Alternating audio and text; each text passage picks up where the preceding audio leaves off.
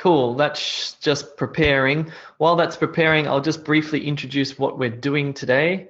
So we're going to look at verbs. It's going to be intimidating, to tell you the least of it.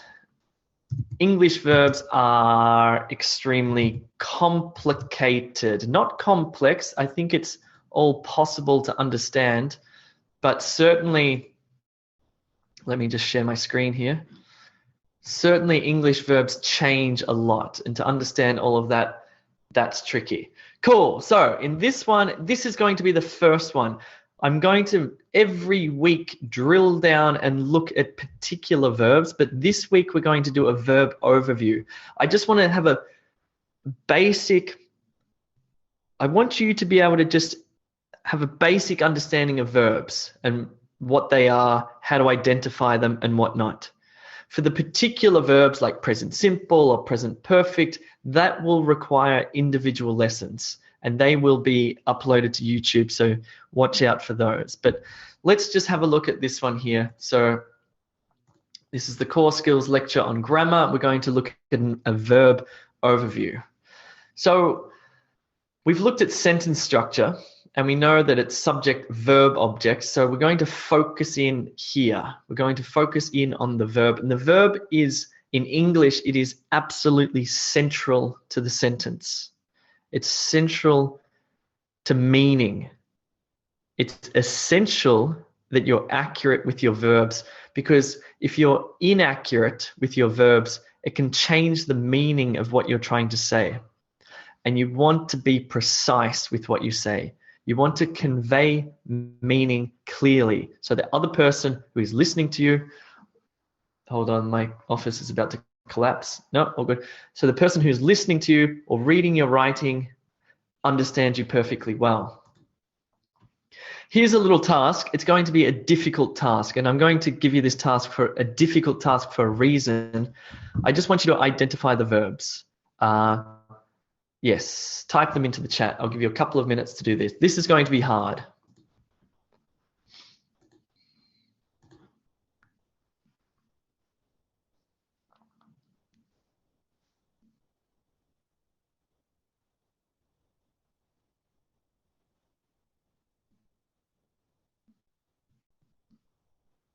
Good, so Sunal's got one, Sujaya's got the first one. Excellent. So it looks like people have got the first verb, which is good news.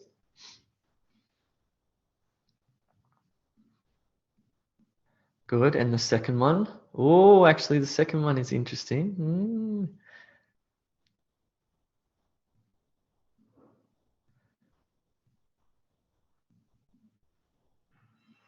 Good, Feng Hui. Good, Rajiv. Got number 2, that's good.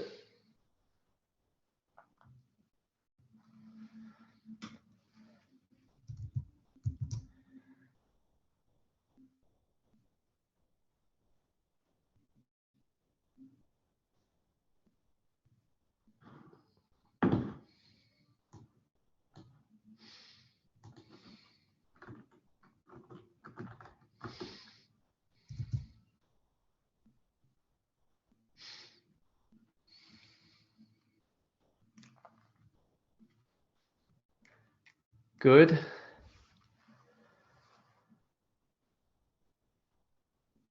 Good.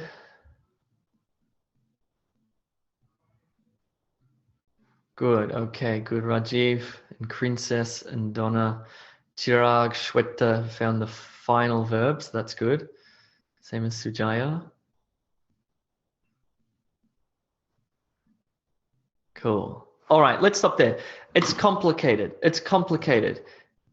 If you're not 100% sure about which of the words here are verbs, that's understandable, because the verbs change so much. Sometimes they're a single word, sometimes they are 2 words, sometimes they are 3 or even 4 words.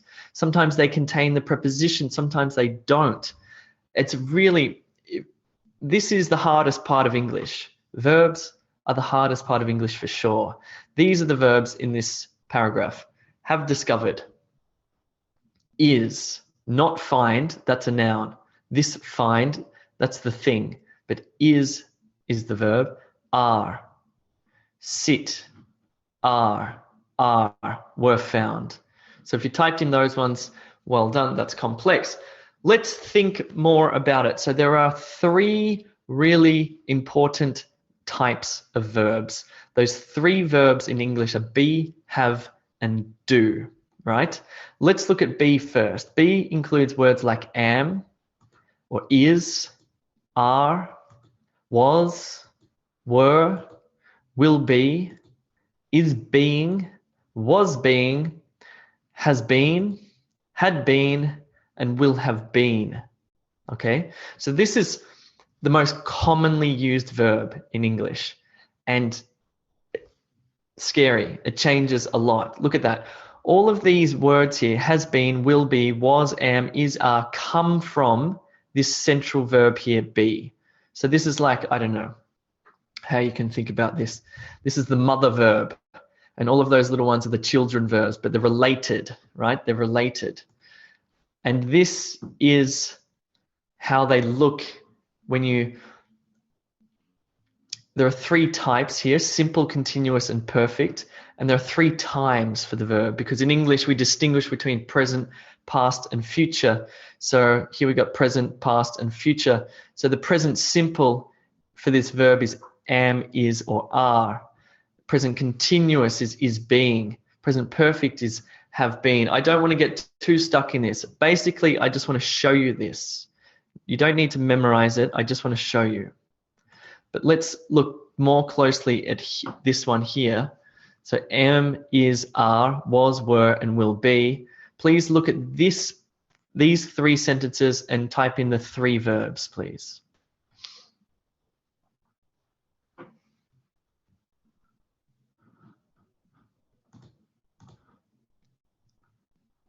Cool. Yes.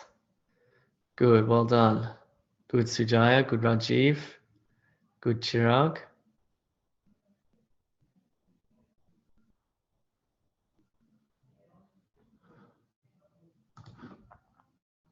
Cool. So these are the 3 verbs here. Is, was, and will be. Good. Let's have a look at this one here. The continuous. Is being, was being. Look at these 2 sentences. Type in the verbs, please.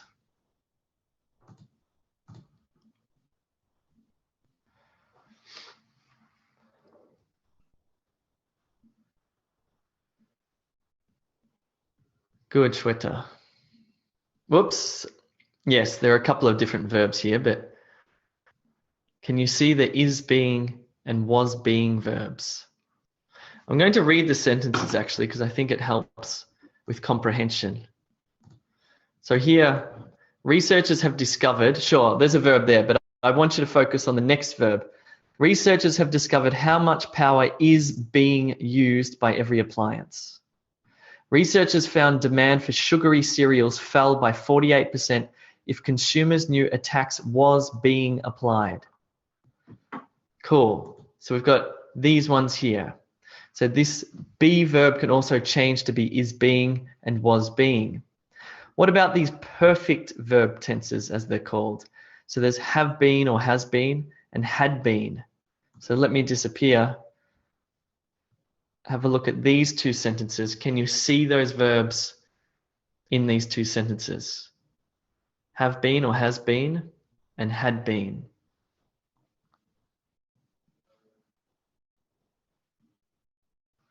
So if you look closely at this sentence here, it says Atlantic cod's sex gene has been revealed.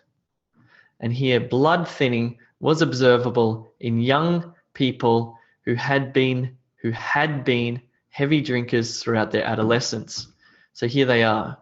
You can see this be verb popping up, appearing in these 2 sentences. Has been and had been. Now let's look at have. We've looked at be and we've looked at all the possible variations of be, which is the most important verb in English. Then we have, which is also, very, very complicated as well. So we have or has. We have had, will have, is having, was having, has had, had, and will have had. So these are the possible variations of the verb have, which is really confusing because we saw before in the be verb words like has been or had been, but here we're using have twice, like had, or has had, or have had. Crazy.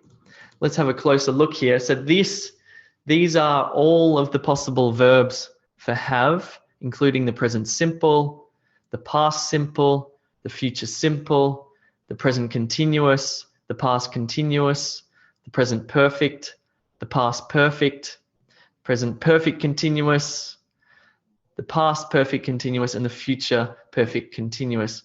Now, I've blocked out these ones here just because they're so rarely used. We rarely use them, so I just thought, let's not even go there. Let's have a closer look at these three, which is present simple, so have just in its most basic form, past, had in its most basic form, and future, will have in its most basic form. So look at these sentences, see if you can see the basic form of have or has, had, and will have.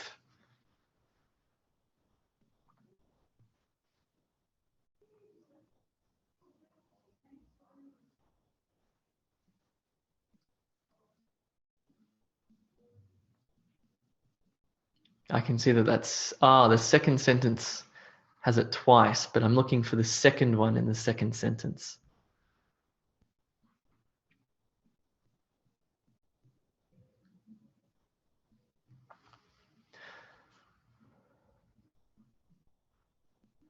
Cool, so let's look a bit more closely at this one. It says, herbivorous mammals have bigger bellies than their usually slim carnivorous counterparts. Scientists have known for years that many dinosaurs had feathers. A decline in emissions also will have negative implications. So if we look closely, we can see the most basic form have here. We can see the past form that dinosaurs had feathers. And here, a decline in emissions also will have negative implications. So we can see the change there for the simple, almost basic verb of have. Let's look at these continuous ones, is having and was having. If we look at these sentence types, see if you can find them in these sentence types, is having and was having.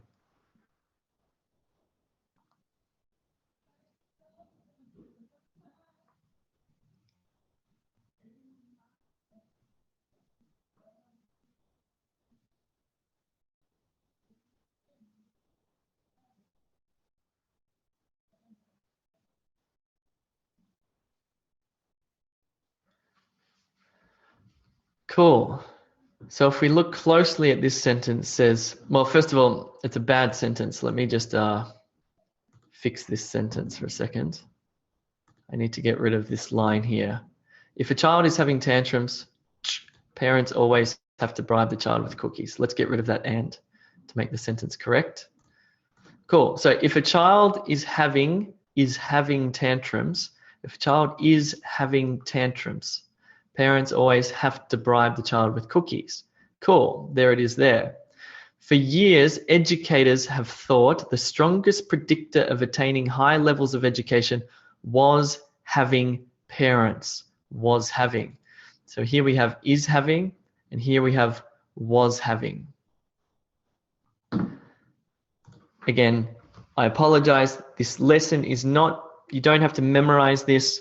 It's purely just an introductory lesson so you can start to see the verbs and the differences. That's all. That's all I want out of this lesson, just to see them.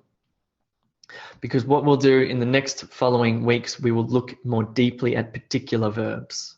So let me clear that drawing. Cool, let's look at these perfect verbs, the present perfect, like have had or has had. And this one, which is really weird, it's had. What? Anyway, these are quite interesting sentences. So see if you can find the have had or the has had. And in the second sentence, see if you can find the had had.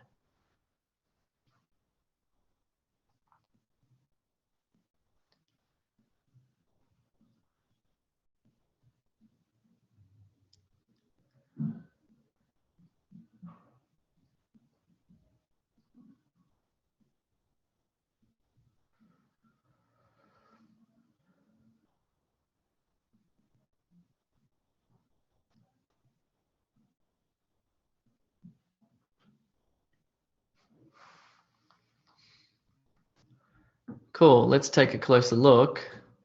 Men who have had, have had. There it is there. Men who have had testicular cancer are more likely to develop prostate cancer. And this one's interesting because here we can see the had had. So a study of former high school American football players has found that more than a third said they had had sexual relations with other men, which, by the way, is a bit of a strange sentence, but anyway, I found that in a scientific paper. There you go. Had had. So have had and had had. There they are in sentences. I hope you could see that. Let's look at this one. Perfect present, perfect continuous, have been having. Well, if we look at this sentence, humans have been having an influence on the environment for at least 8,000 years. There it is right there. Humans have been having. Whoa, interesting. Crazy verb. Cool, let's move on. Because the focus of this lesson really, I want to look at do verbs. Okay, I want to look at do, does, did, will do, is doing, was doing, will be doing, has done, had done, and will have done. So this is where this part of the verb changes, not from be, like been or being, not have or had or having, but do, did, doing, done. Because what's important about the verb do is that there are thousands of variations. So with the be verbs, as we saw, there are only a few. And with the have verbs, there are only a few. But with do changes to represent all the other possible verbs, like say, this is a do verb, get, think, take, see, use, want, tell, work, give, find, come, know, go. These are doing, do. They show actions. You see, be, is, are, am, was, were, does not show action. It shows a state or, well, it gets quite complex. He is the school teacher, or he was the school teacher. So it's not showing that he's doing anything, he just is, right? And have shows that you have a noun, but do is the one that shows all the different possible actions in the universe that you can possibly do. What can you do in the universe? Well, you name it. You can go, come, find, give, want, see, take, think, get, tell, or work. These are simple ones. What about more complex ones? Well, what else can you do in the universe? You can detect, you can predict, you can signal, you can provide, you can elevate, monitor, optimize, pave, maintain, decrease, contemplate, participate, sense, and indicate. It's this one that is so important because it's this one that has all the thousands of possible variations, right? Let's just do a little task. I just want you to identify the do verbs in this paragraph here.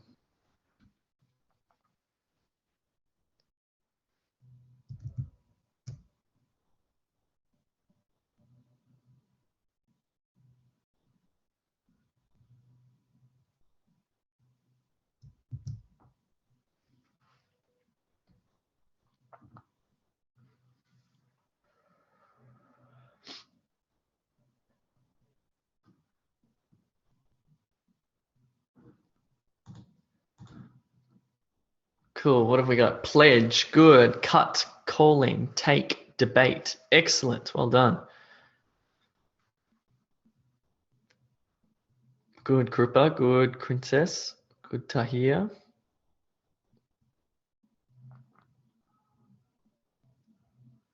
Good, Garage.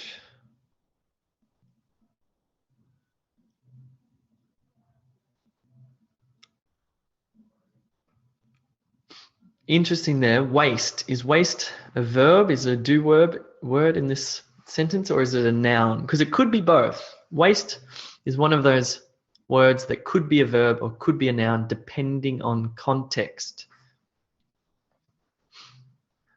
Yes, Mihul, that's right. It's a yes, good. Shanmuganthan, that's right. It's a noun here. Good, Shweta, that's right. Excellent. Cool. Good stuff. Good stuff. Let's have a look. Let me appear. No, let me disappear. So we got pledge. There's a do word. It's like underneath here, you can see that it's a do word, but on top, it's a particular type of do word. It's pledge. Same as cut. That's a do word. We cut bread. We cut tomatoes. There's a do word.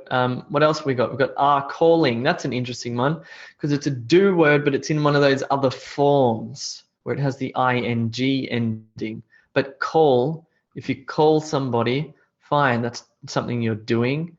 Take, that's a do word. And debate. You can debate somebody, that's a do word. But debate could also be a noun. Now, somebody wrote in waste.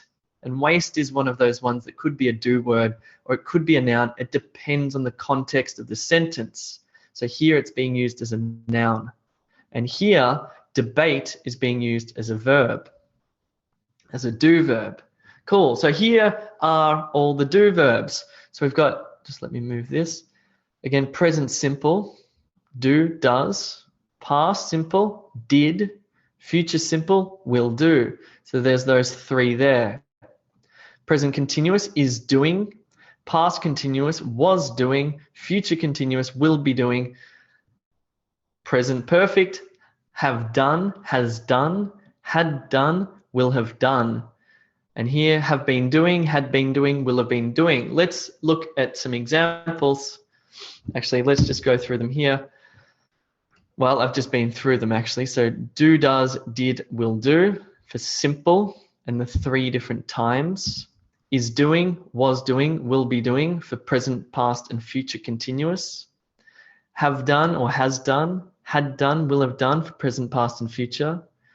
And here, have been doing, had been doing, will have been doing, present, past, and future. Again, don't worry. This is just to show you. Just to show you. I just want to show you. But let's think about how this changes because these are the do words. But if we change it to the word like produce, for example, you can see that the same pattern applies. In fact, any verb that you put there would take the exact same ending. So let's have a look. So we got do changes to produce, does changes to produces, did, produced, will do, will produce, etc. So you can see that the base verb fits in there. There's some changes, yes, but the good thing is you don't have to memorize thousands of different individual changes. All you have to memorize is this set pattern. Then you can change any do word and you can replace it with any of those take or give or go or get.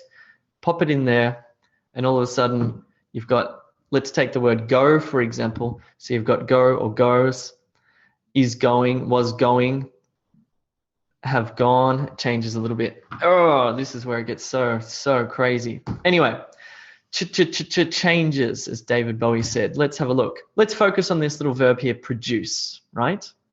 Produce, fine. It has meaning. It's a do verb. So let's put it in this sentence here. It says the UK produces the highest amount of food waste. The UK produced the highest amount of food waste. The UK will produce the highest amount of food waste. The UK is producing the highest amount of food waste. The UK was producing the highest amount of food waste. The UK will be producing the highest amount of food waste. The UK has produced the highest amount of food waste. The UK had produced the highest amount of food waste.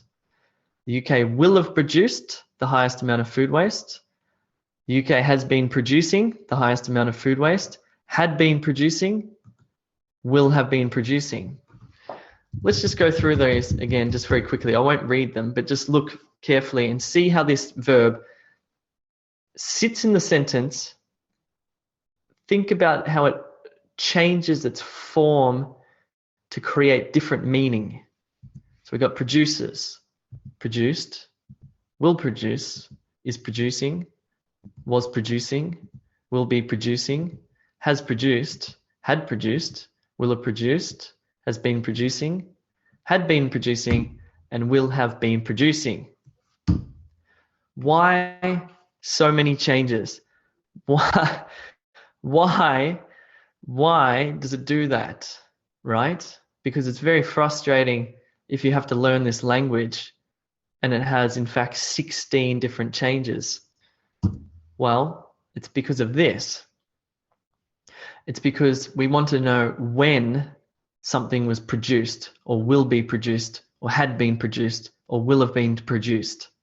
So verbs show when in terms of past or now or the future, and in English they're very precise. We have so many different changes because we can be very precise when we say when something happened.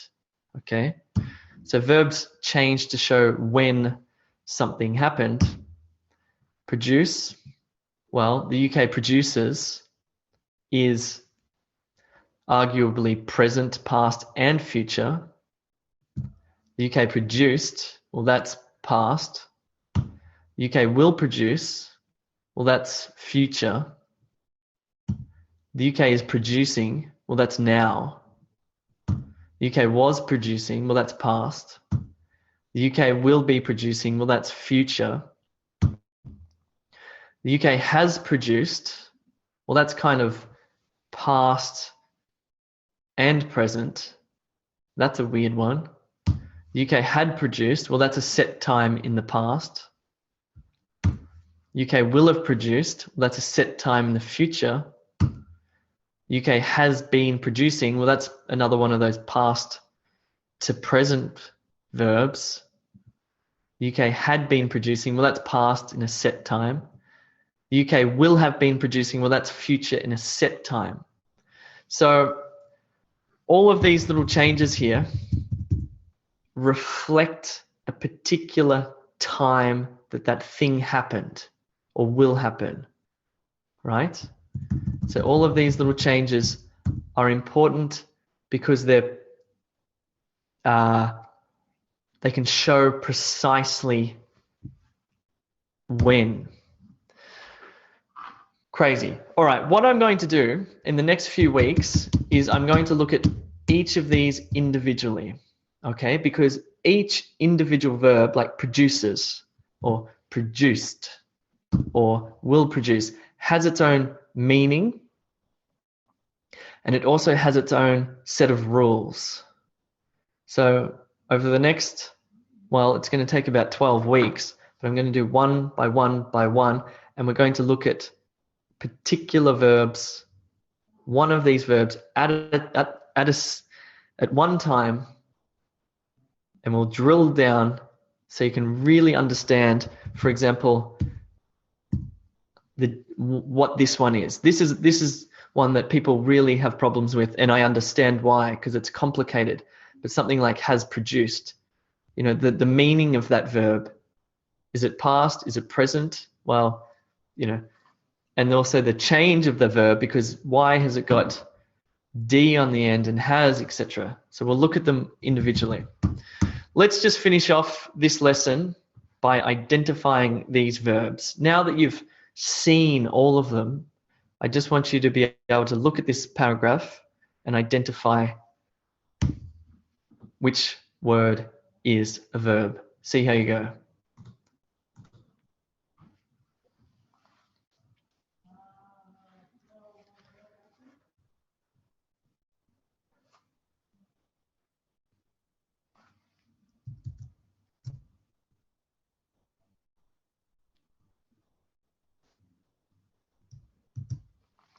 Good, well done. Good, Chirag. Good, Sujaya. Good, Prithvi.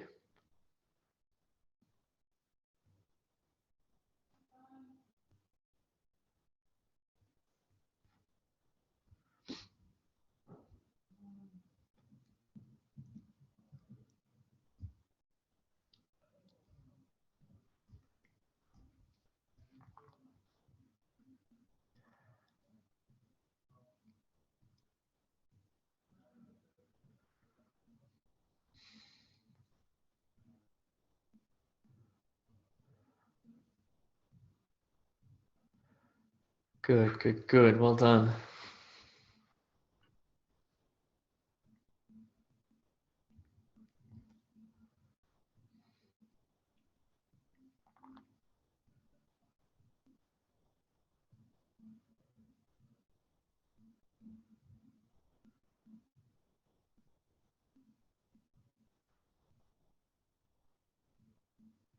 Good, Paresh. That's right. To determine. That's interesting.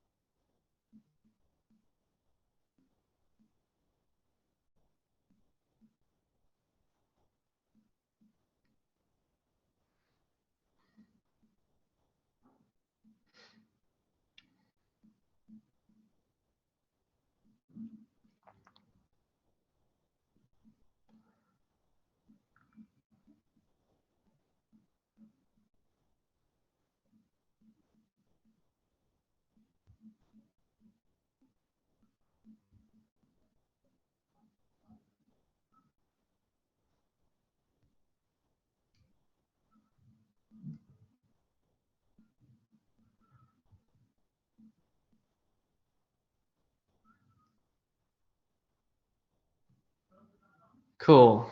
30 more seconds. See how you go.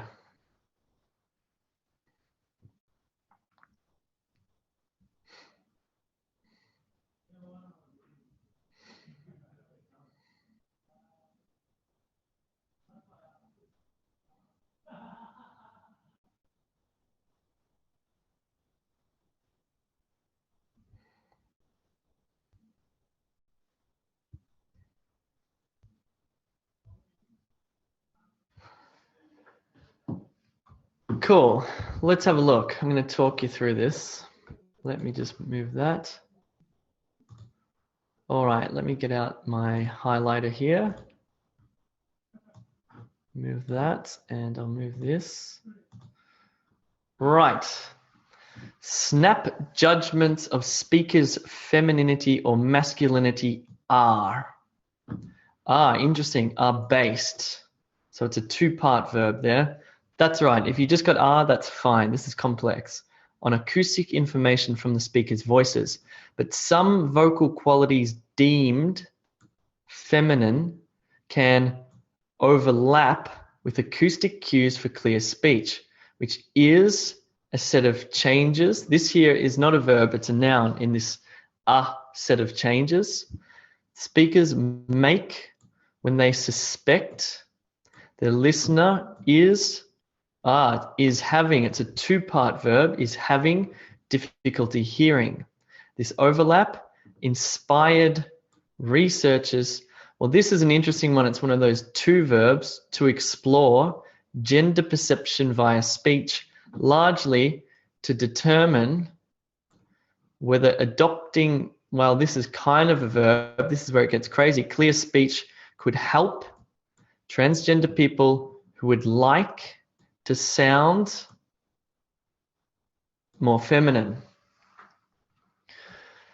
So it's little wonder that it's so difficult to write accurately in English, because as far as I'm concerned, nouns in English are pretty straightforward. You have basically just have two rules. One is it's either just, cup or cups. It's computer or computers. That's the only rule, singular and plural. And for adjectives, well, there's a few little rules, but they're pretty straightforward. And for prepositions, well, it's a matter of memorizing the correct prepositions. But for verbs, this is where I think about 90% of the rules of grammar are contained within verbs. So if we can get through this, and if we can understand these verbs, then I think our writing can become so much more accurate and so much clearer. Okay, so that's what I'm hoping to do over the next few weeks. Whether you can attend these live classes, if you can, that would be great. If not, these will be uploaded to YouTube so you can watch them. But what I want to do is clarify. It's a bit of an ambitious thing to try to do, but let's see if I can do it, okay? Let me just clear my drawings here. Cool, and let's go to Q&A now.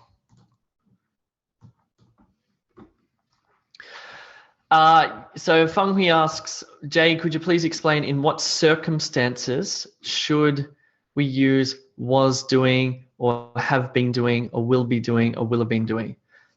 No, I'm going to wait until we get to that particular lesson, okay? Because it's too complex to explain. But what I'll do is I'll create a single presentation on one type of verb and we'll understand it completely.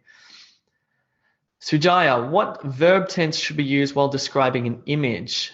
Interestingly, when we describe images, we use present continuous. We say, the man is sitting on the bench. The woman is holding an umbrella. So, but for PTE, we don't use present continuous, do we? We say, this graph represents blah, blah, blah, blah. The number of iTunes songs purchased has grown significantly over the period. It depends, Sujaya, on the x-axis. Please watch the webinar on that because I think I talk about verb tenses in that. Yes, Thajeshwar says, I'm getting confused to find out about which verbs I should use, which verb tense I should use. Totally agree. It's extremely confusing. So, yes, as I said, my ambition is to clear that up. Chirag says, in retail lecture, which tense should we use, past or present? Well, I think you should use two. First one should be was discussing for the first sentence. The rest of them should be past simple. Discussed, talked about, described, mentioned, etc. Cool. Anyway, we might leave it there. I hope I didn't scare you. I hope that somehow I've inspired you to watch all of these next videos that I'm going to produce so you can get clear on the tenses. Because it's, yes, this is the most confusing part of English. Cool. I'll leave it there. For PTE students, David will see you this evening for a writing live mock test. And for IELTS students, I will see you at 8 p.m. Melbourne time for the IELTS reading super skills. Cool. Hope you keep well. Have a good day, and I will see you soon.